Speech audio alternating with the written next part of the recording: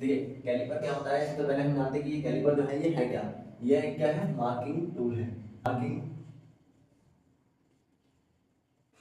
Marking tool, ठीक है। ये हमारे हैं मार्किंग टूल। कैसे मार्किंग टूल है, ये इनडायरेक्ट मार्किंग टूल है। अब आता है आपका किस धातु के बने होते हैं, तो धातु आपकी आती है, ये आती है माइल्ड स्टील, जिसे हम क्या बोलते हैं हिंदी में क्या बोलते हैं। अगर आपको पता है माइल्ड स्टील को हिंदी में क्या बोलते हैं तो आप कमेंट में जरूर बताएं, ठीक है। अब आता है आपका कितने प्रकार के होते हैं, तो ये दो प्रकार के होते हैं, जैसे कि मैंने आपको दिखा रखा है। एक है आपका ये है आपका फर्म जॉइंट, ये है आपका स्प्रिंग जॉइंट, ठीक है। ये आपका स्प्रिंग जॉइंट होता है और ये आपका फर्म जॉइंट होता है। फर्म और स्प्रिंग, ठीक है।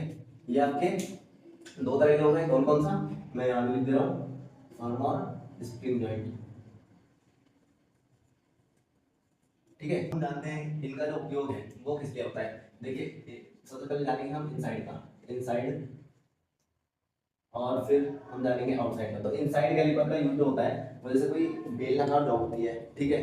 तो बेलनाकार जॉब के अंदर का साइड देने के लिए हम इसका यूज करेंगे, इनसाइड कैलिपर जाती है। तो पता है आपका आउटसाइड कैलिपर, आप इससे चाहे तो स्क्वायर वाली भी माप सकते हैं, बट ज़्यादातर इसके लिए बेलनाकार सुटेबल होता है। तो आप डाया हो गया आपका लेंथ, विड्थ और आपका थिकनेस, और इससे हाइट भी मापी जाती है।